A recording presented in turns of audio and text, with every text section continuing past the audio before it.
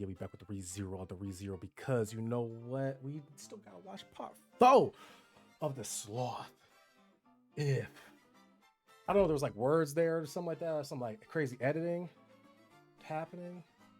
Maybe I don't know. It's been a day.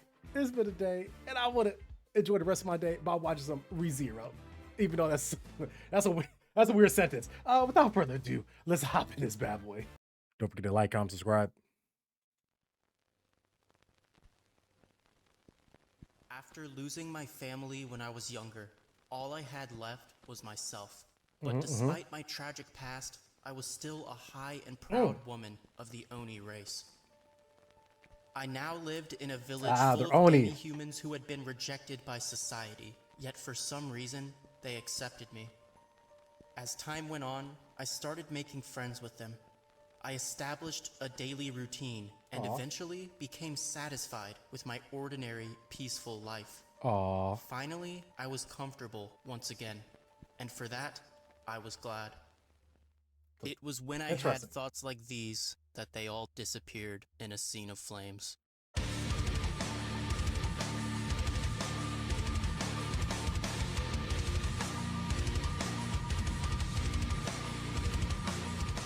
Welcome back, everyone, to part 4 of the Rem If prequel.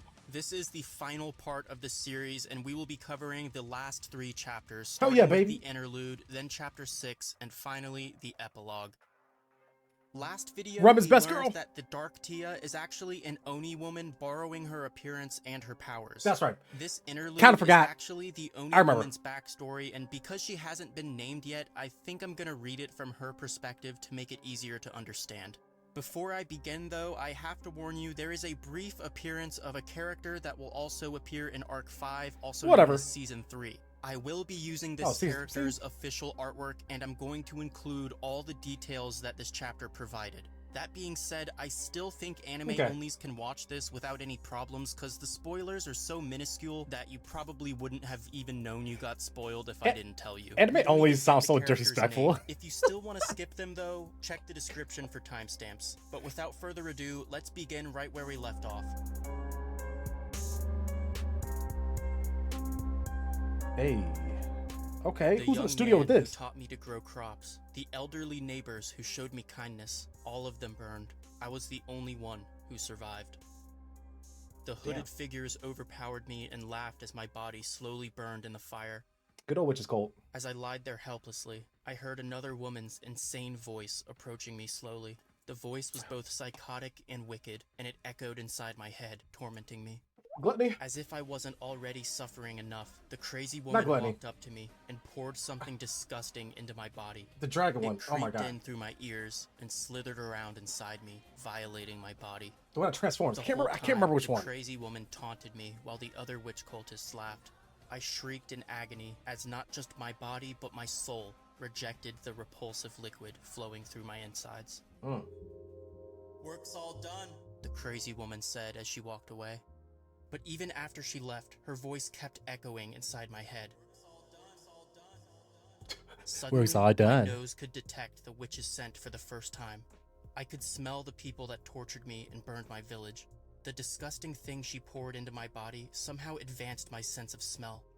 And from that moment on, I vowed to punish anyone who smelled like the witch. It just so happened to be Subaru that had to come around him. Using my party members' dead bodies as shields, I was able to get past the deadly wind surrounding Zarestia's bed. After retrieving the light ball, I finally had enough power to slaughter everyone with the witch's scent. One particular night, my nose reacted strongly to a young man walking the streets of a town called Banan. He was on his way home after a hard day's work at one of the town's mansions, and there was someone with him too, a cute woman with blue hair. She was another Oni, the same race as me, the same blood as me. I didn't understand. How could another member of the Oni race be happily in love with someone like him, someone that smelled like the witch? Is she really going to protect a witch cultist? In that case, I'll just have to kill her too. Maybe talk to people first? I don't know.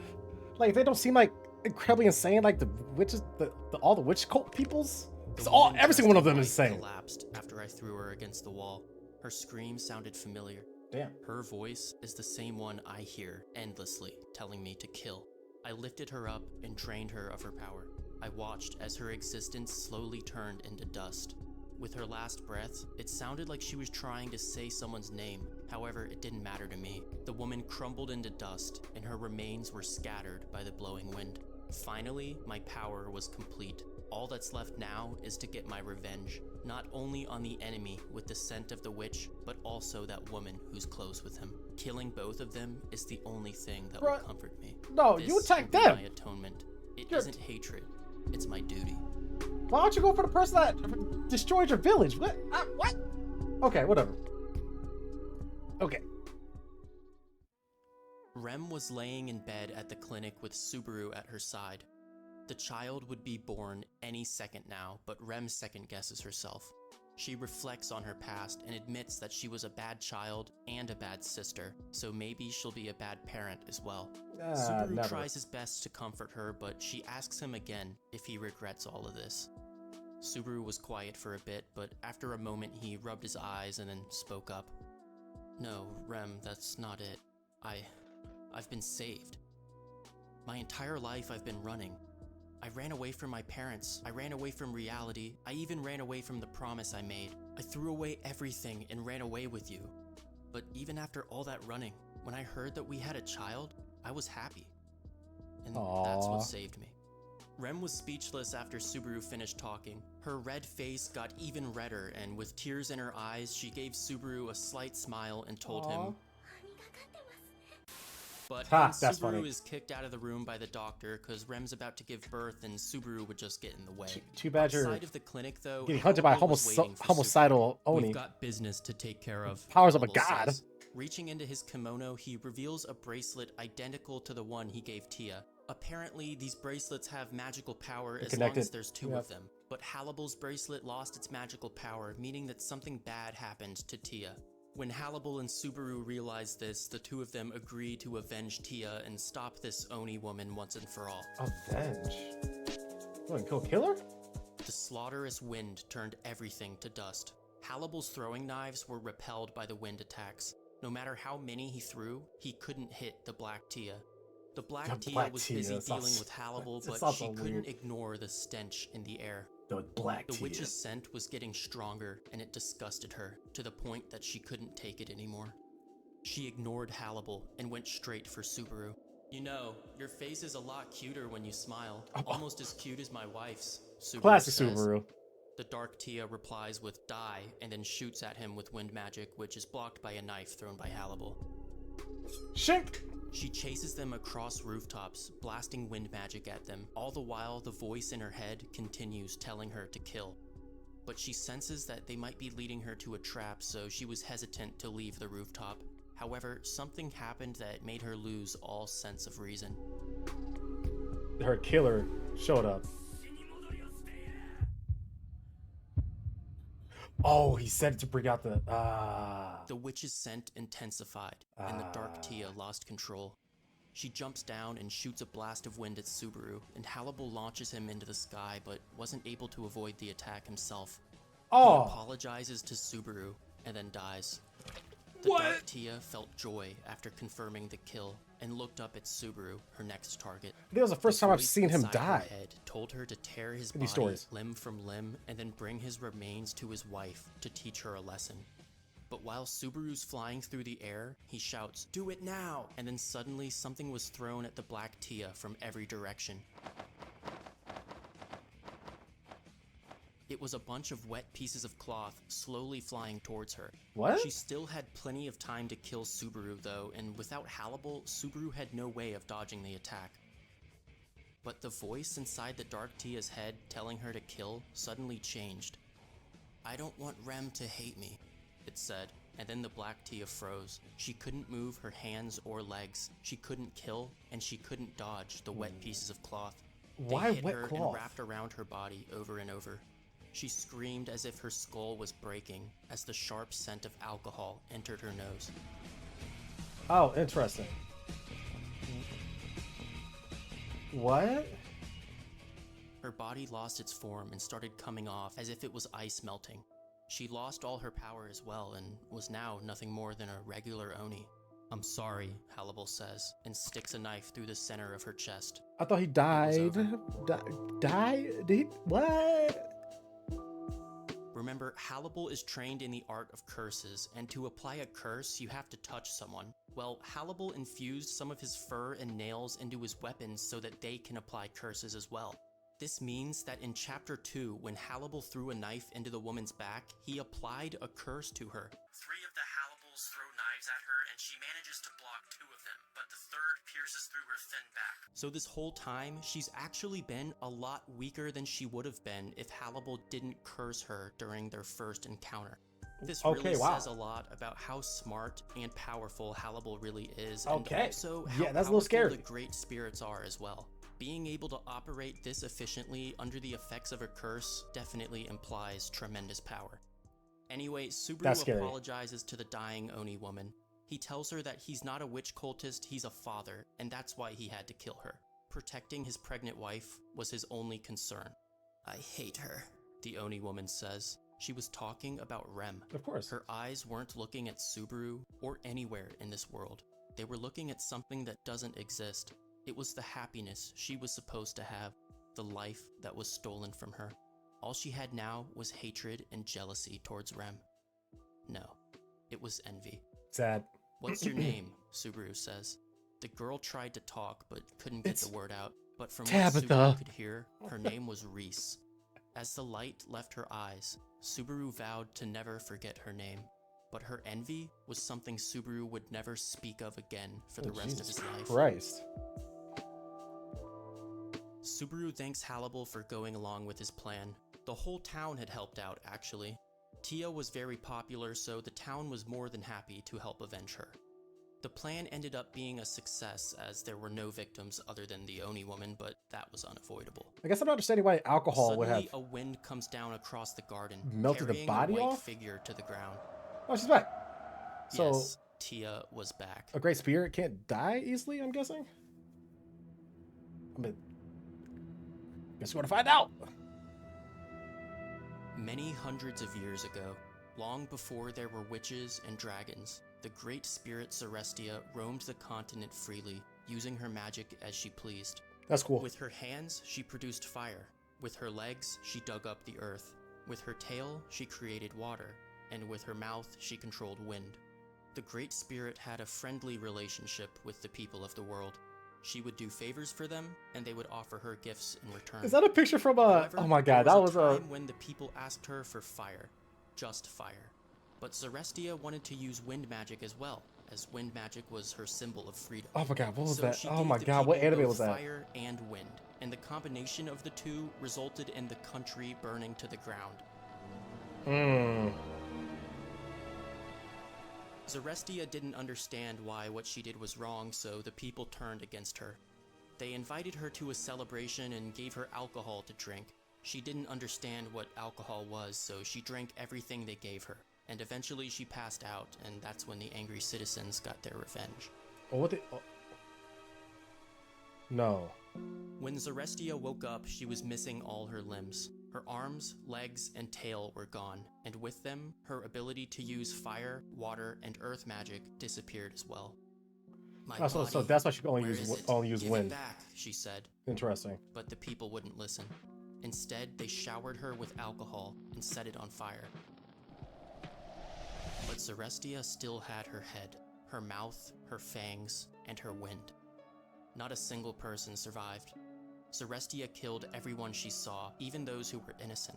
Yeah, let's talk when about Celestia things. was happy, she wanted to kill. When she was sad, she wanted to kill. When she went to sleep, she wanted to kill, and when she would up, she wanted to kill. I'd probably be like that if you took my entire body too. Again. So she got killed beheaded. and killed and wouldn't stop. The same people that formerly called her beautiful now called her a Shinigami. I am Celestia, the most beautiful Shinigami. And Celestia was free. I don't know if that's considered free, but okay.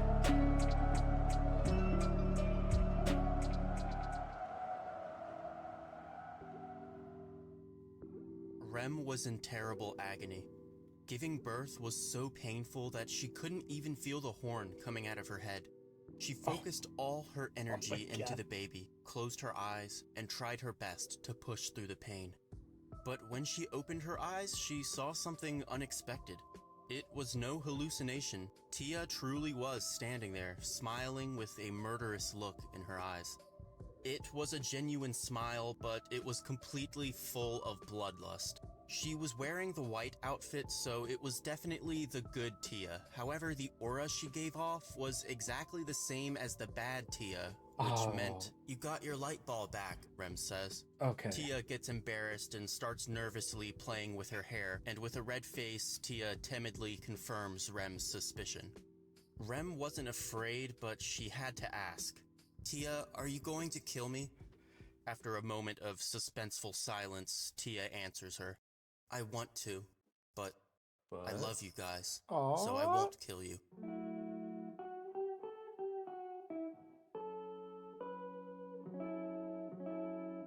Subaru still wasn't allowed inside the clinic, so he sat outside with Hannibal, praying that everything goes all right.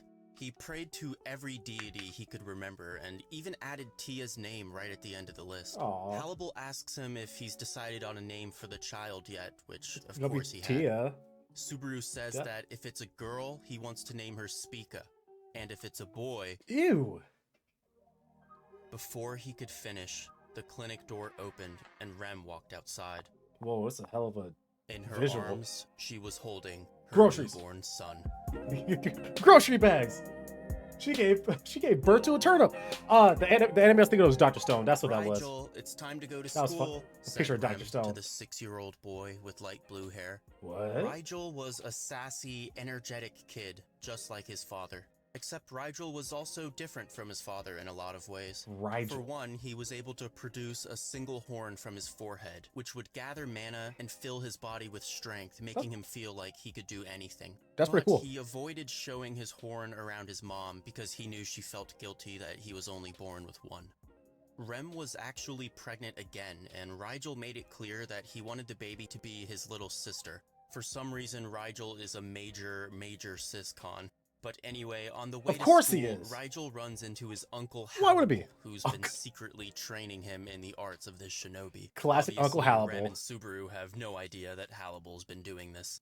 The two of them chat for a while, and after Hannibal leaves, Rigel runs into a beautiful woman dressed in white. To his surprise, the woman addresses him by name and explains that she knows his parents. She offers him a bracelet as a gift, but Rigel turns it down. After all, Rem always told him not to accept things from strangers, so Rigel rejects the gift, and then Tia starts crying and threatens to kill him. What? I'm sorry, excuse me? Rigel wasn't afraid of her, though, because music. somehow he could tell that she wasn't really going to hurt him. The woman introduces herself as Tia, and explains that she's basically part of his family, so he can trust her. Yeah, The two of them start walking together, and Tia hums a song along the way. How The about you come same with song us? from before. In fact, it might be the only song Tia knows. But surprisingly, Rigel recognized the song. It was the same tune his mom would Of hum course. sometimes, and if he remembered correctly, That's where Tia got it she had from. always called it the Tia song. The Tia Well, song. I guess I'll just have to accept her as family then, Rigel thought to himself. No, but okay, whatever, bro. Your life. I just gotta accept her. No. No, you don't. Under that light blue sky, in that ordinary looking town, in that corner of the world, irreplaceable happiness existed for the Natsuki family. To achieve this, there also existed things that were sacrificed, people that were lost, places that were abandoned, and memories that can't be forgotten. But despite everything they left behind, Natsuki Subaru and Natsuki Rem will continue to live in this world as it goes on. And that was one ending for the lost boy who wandered into another world. Aw, the only one that actually ended, like, decent. I would rather have that than everything else that's going on, to be honest with you. But then the show will be over. That concludes the Rem If prequel. Yes, this was just the prequel, so the story does continue with the original Rem If, but after this point, all the conflict is resolved, and what's left is basically just slice of life type filler stuff. So right here is where the It's like that Sloth filler if stuff. story really ends, and the content after this point could be viewed as a sort of OVA for lack of better terminology. I What respect makes that. this if story different from the others is that Subaru overcame his mental conflict by the end of the story. In the beginning, Subaru chose the path of sloth, but once he realized that he was a father, he chose diligence instead, and finally went through the same development that he was supposed to get from episode 18. The That's difference awesome. was, in the main story, it only took him that one conversation with Rem to obtain it, but in the Sloth if story, it took him much longer. It's not like he didn't choose the right path in the end, he was just too slow. I thought that was a very clever way of thematically incorporating Sloth into the story while at the same time still giving Subaru a happy ending with Rem. That is This really if dope. story gave us a lot Very of smart new way. information, Very smart way a to implement massive it. amount of world building, and some awesome new characters that could potentially appear later on in the main story. But in my opinion, the most important thing from this if story are the possible theories that it allows us to form. I don't know how many of you picked up on this, but I want to talk about a huge detail from this story that might affect the main story in a future arc. For some reason, the witch cult was trying to exterminate the Oni race, and that crazy woman was conducting some very evil experiments with a mysterious liquid. But the Oni woman Reese God, I'm wasn't so able to smell the witch's scent until after that liquid settled inside her body. Yeah, I Reese kind being of able picked to that up. smell the witch's scent was a symptom of that crazy woman's experiment. This is very important because it means we can assume that normal Oni aren't supposed to be able to smell the witch's scent. But remember, Rem can. Rom can't, the other Oni can't, and Reese couldn't either until Rem might have been the experimented crazy on. woman poured that liquid into her body. So the theory is something similar happened to Rem when her village was attacked, and that's why she's able to smell the witch's scent. This if story also pretty much confirmed that the founder of Kararagi was originally from Japan. I mean, literally everything in Kararagi mimics early Japanese culture, so that's another very interesting detail that'll probably have some relevance in the future. But anyway, I really enjoyed this if story. Yeah, and I think I had already a talked about blast that. making these videos as well, so That thank was you awesome, guys bro. for all the amazing support you've That been was giving awesome, this bro. series. I also want to give a special thanks to Dominic for the amazing Thanks, Dominic. All right, that was clean. You know, a good end to the story. Finally, freaking some Subaru had a good ending, man. Not everybody like the other ones. Everybody just dies except for that. I think the only other one is the was it the last one where he's just basically just a harem. No, he didn't die. Not everybody around him died. Everything didn't go to dust. My only thing is like the witch's cult still out there in this one, so like he's not like actively fighting them. So it's like, so then what's happening over there with that stuff? Okay, I guess they're surviving. Whatever. That's a conversation for another person who's smarter than me and who probably also writes for the show or the actual writer himself. So I would not try to speculate, but I appreciate y'all. You guys freaking stay awesome. Give your family a hug, and I'll see you on the next one, all right? Deuces.